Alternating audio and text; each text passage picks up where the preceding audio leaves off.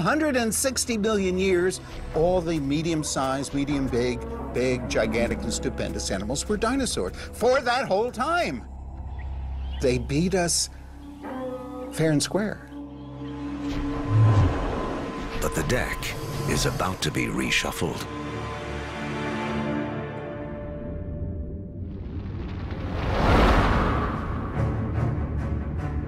"65 million years ago, a 6-mile-wide object, likely an asteroid, slams into the Earth.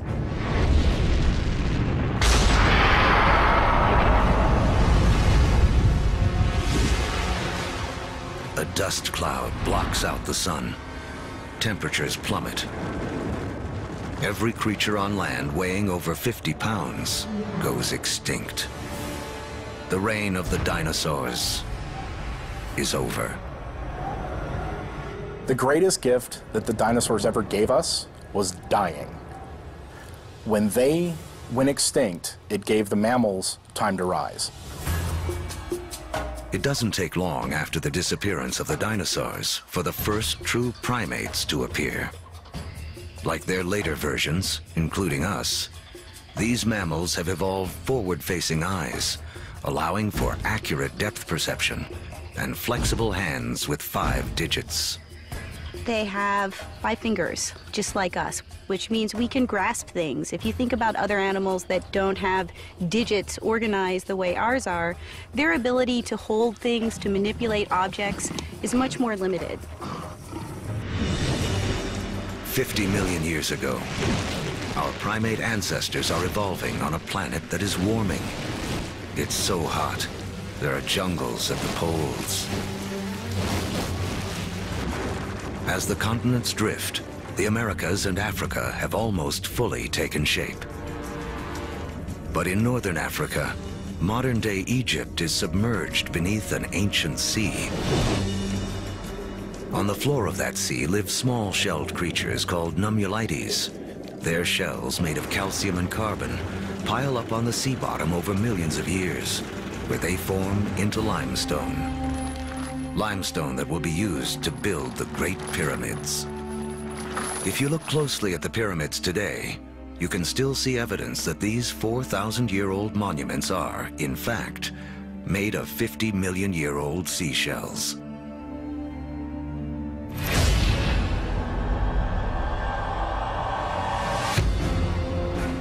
By 10 million years ago, Earth is morphing into a world most of us would recognize. The Colorado River is carving out the Grand Canyon. Mountain ranges like the Himalayas have arisen. They're so tall, they disrupt weather patterns, setting the stage for a colder planet. The Isthmus of Panama emerges to connect North and South America, cleaving the connection between the Atlantic and the Pacific, disrupting ocean currents and tipping the world even more towards an ice age. With the planet getting colder, our primate ancestors hang on in the tropics. But a new creature is coming in that threatens to destroy them.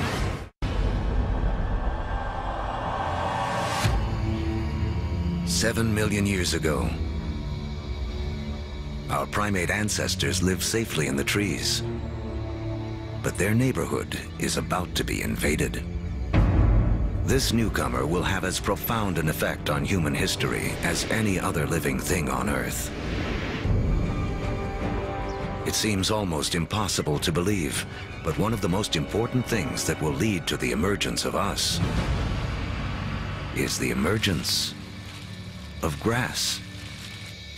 The grasslands appear almost simultaneously around the world. We get the African savannas. We get the Eurasian steppelands. We get the North American prairies. We get the great grasslands of Argentina, appearing simultaneously around the world. In eastern Africa, grasslands invade the traditional woodland habitat of our ape ancestors. With fewer trees and greater gaps between them, our ancestors have to adapt. apes, we notice that there's more and more apes in the same tree and less food, increasing incentives for apes to go from one patch of food to a different one separated by grasslands. Now, one way to do it is to run like hell. The other way to do it is to extend one's food sources into the grasslands and seek out the foods that are available there. And so, some apes make the move down into this stark new habitat.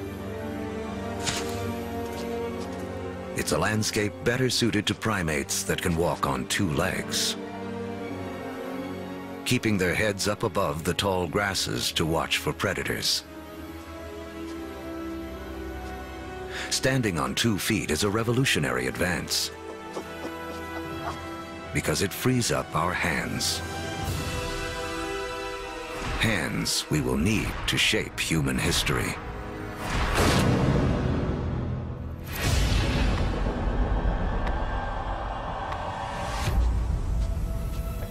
$2.6 million years ago,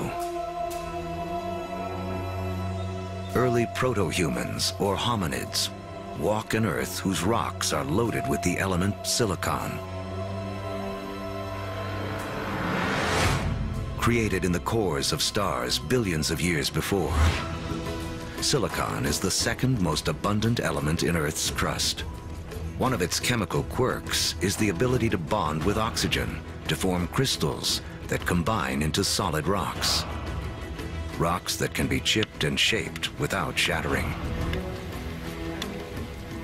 Hominids started doing this 2.6 million years ago, breaking cryptocrystalline silicates to make sharp edges, and people use them for millions, literally 2.6 million years. Simply having a modified stone with a sharp edge on it, now suddenly you have a hammer. You have a crude cutting edge. A simple modified stone means a human can suddenly do 1,000 more things than we could do previously.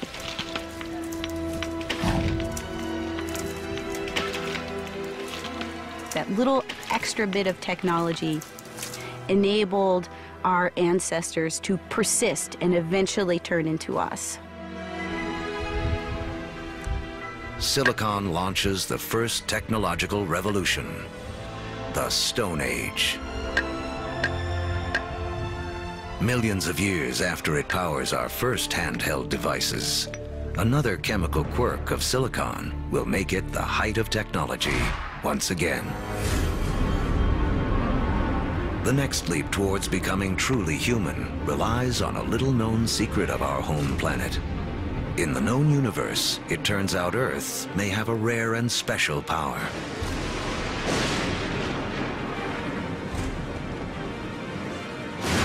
Of all the planets and moons in the solar system, we think that Earth is unique in the ability to sustain fire. Other planets and moons have lightning and lava. But only on Earth do we have the two critical things we need for fire to burn. A vast fuel supply in the form of plants and trees, and an atmosphere full of oxygen to fan the flames. If fire wasn't a possibility, you'd have nothing like us running around. Homo sapiens, they made a world with fire.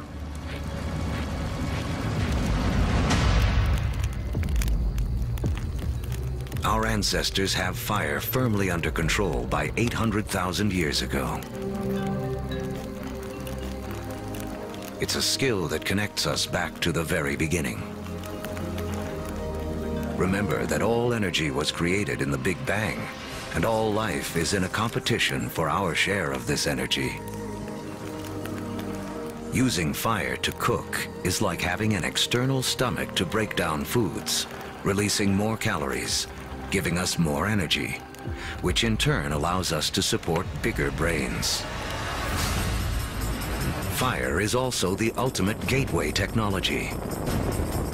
We will soon use it to turn clay into pottery, metal into weapons, water into steam power. If you don't have fire, you can't have the internal combustion engine. No fire, no metal. No fire, no rubber. It's a technology that opens a world of possibilities for creatures that know how to use it.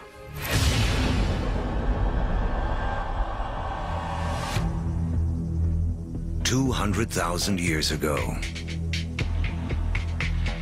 the modern human has fully taken shape. The larynx, or voice box, which is high up in the throat in our ancestors, descends. More complex sounds are now possible. We begin to speak. For the first time, information can be shared between individuals and across generations. Humans have gained a critical advantage over every other creature on Earth.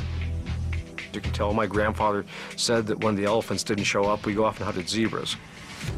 You know, my aunt told me that her cousin found this water hole on the other side of that river. And we can all benefit and we can all understand what they mean when they're describing what they found out on that landscape. Language changes humans from being like standalone computers to being networked computers, where you can share information. You know, one doesn't need to depend on one's own personal experience. One can borrow the personal experience of anyone with whom one can communicate. That's a powerful advantage. No other creature has that. As a species, humans become exponentially smarter. The global game board has been set, and we are now ready to play. 100,000 years ago, man can move. We have agile hands and primitive tools. We can communicate and control fire.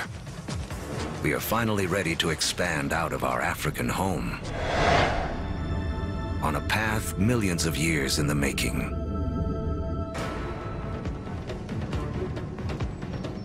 Shifting continents have linked Africa and Eurasia into the largest contiguous landmass on Earth, Afro-Eurasia.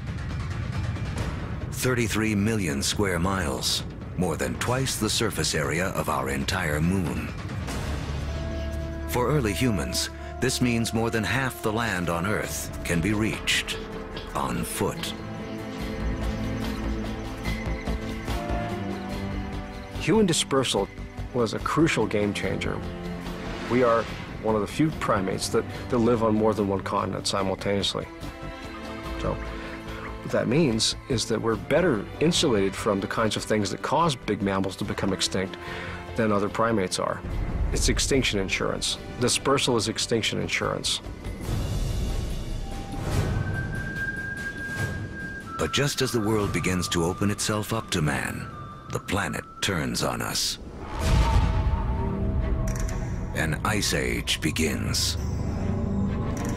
Now the planet will test us like never before. By 50,000 years ago, glaciers begin to advance down from the North Pole. At the same time, humans continue their conquest of the globe, arriving in China and Australia. By 30,000 years ago, Homo sapiens reach Europe for the first time.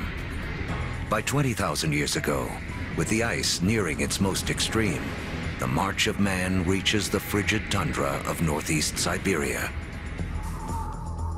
Despite the trials of the Ice Age, man endures and develops the last skills we will need to be truly human. The clues lie in these symbols. We have taken an intellectual leap to think beyond the here and now, beyond what is simply needed to survive. We can only start saying we have an organism that is human, that is the same as us, when we start seeing evidence of symbolic thought. It's when we start seeing a picture of a cow that everybody will recognize as the picture of a cow. Because only when we start seeing all of those things can we say that is a human. People or creatures that think like us, that see the world in the same way as us. And from that moment on, human history was marked to be radically different to any other species on this planet. Now, with huge amounts of the planet's water locked up in ice, sea levels plummet by 300 to 400 feet.